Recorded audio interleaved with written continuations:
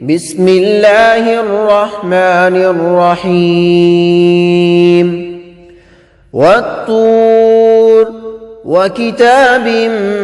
مسطور في رق منشور والبيت المعمور والسقف المرفوع والبحر المسجور إن عذاب ربك لواقع ما له من دافع يوم تمور السماء مورا وتسير الجبال سيرا فويل يومئذ للمكذبين الذين هم في خوض يلعبون يوم يدعون إلى نار جهنم دعا هذه النار التي كنتم بها تكذبون أفسحر هذا أم أنتم لا تبصرون اصلوها فاصبروا أو لا تصبروا سواء عليكم إنما تجزون ما كنتم تعملون إن المتقين في جنات ونعيم فاكهين بما آتاهم ربهم ووقاهم ربهم عذاب الجحيم كلوا واشربوا هنيئا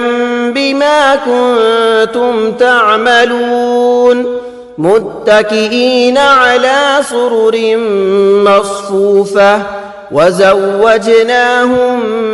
بحور عين والذين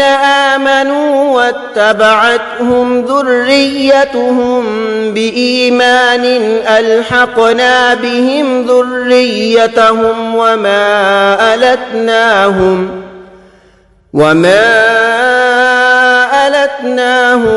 من عملهم من شيء كل امرئ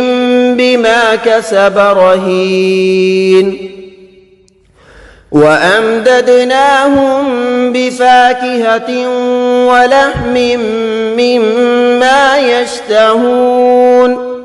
يتنازعون فيها كأسا لا لغو فيها ولا تأثيم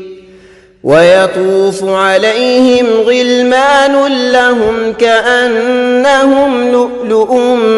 مكنون وأقبل بعضهم على بعض يتساءلون قالوا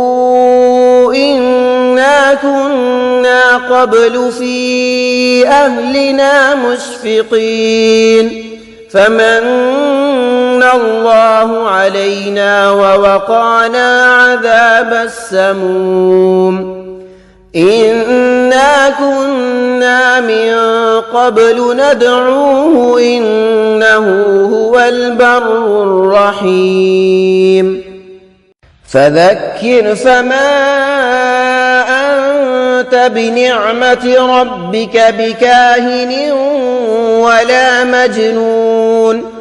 أم يقولون شاعر نتربص به ريب المنون قل تربصوا فإني معكم من المتربصين أم تأمرهم أحلامهم بهذا أم هم قوم طاغون أم يقولون تقوله بل لا يؤمنون فليأتوا بحديث مثله إن كانوا صادقين أم خلقوا من غير شيء أم هم الخالقون أم خلقوا السماوات والأرض بل لا يوقنون أم عندهم خزائن ربك أم هم المسيطرون أم لهم سلم يستمعون فيه فليأت مستمعهم بسلطان مبين أم له البنات ولكم البنون أم تسألهم أجرا فهم من مغرم مثقلون أم عندهم الغيب فهم يكتبون أم يريدون كيدا فالذين كفروا هم المكيدون أم لهم إله غير الله سبحان الله عما يشركون وإن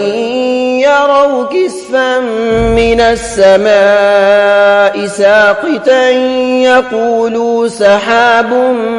مركوم فذرهم حتى يلاقوا يومهم الذي فيه يصعقون يوم لا يغني عنهم كيدهم شيئا ولا هم ينصرون وإن للذين ظلموا عذابا دون ذلك ولكن أكثرهم لا يعلمون واصبر لحكم ربك فإنك بأعيننا وسبح بحمد ربك حين تقوم ومن الليل فسبحه وإدبار النجوم